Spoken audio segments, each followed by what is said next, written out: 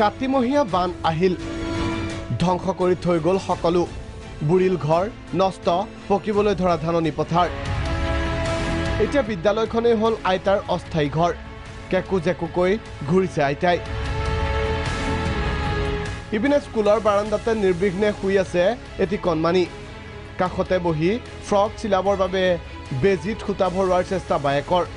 এই জীৱনৰ আলৈ আথানি কাতিমহীয়া বানে কৰিলে এই দশা পকিবলৈ ধৰা ধাননি পথাৰখনো পানীৰ তলত ইপিনে খবৰ ল'বলৈ আহৰি নাই চৰকাৰ প্ৰশাসনৰ স্বাভাৱিকতে ক্ষোভ জাৰিলে এইগৰাকী আইতাই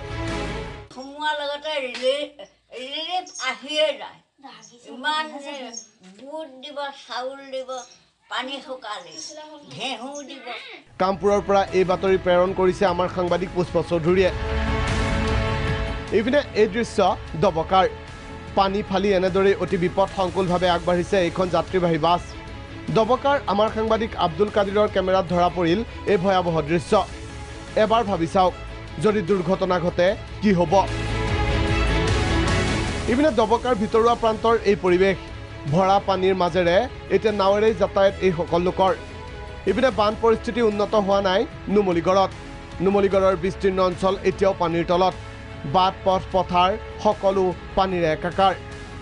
ওলোৱা সোমোৱাৰ একমাত্ৰ উপায় হাত নাও একে সময়তে ফেনে ফুটুকাৰে বাঢ়ি অহা ধনশিৰি নৈয়ে খহাই নিছে গৰা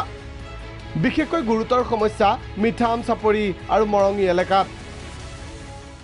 পুধলি সব বন্ধ হৈ গ'ল আমি এতিয়া বান্ধত সোমাই থকাতে থাকিবলগীয়া আমি অকল এতিয়া নাওখনৰ ওপৰত ভৰসা কৰি আমি ইপাৰ সিপাৰ গৰু ছাগলী আপুনি নিজে দেখিছে এতিয়া এইটো অঞ্চল গোটেই দেখিছে এইবোৰ গোটেই ফিচাৰী চাই সব ডুবি গৈছে সকলোৰে পেটতে হাত ভৰি লুকোৱা নিচিনা হৈছে এই আবতৰীয়া ধনশিৰি বান আহি আমাৰ ইতিমধ্যে ৰাস্তাটো খহাই লৈ গৈছে আৰু প্ৰবল পানী সোঁত এপিনে নুমলীগড়ৰ এই বাতৰি প্ৰেৰণ কৰিছে আমাৰ সাংবাদিক পৰাগজ্যোতি শইকীয়াই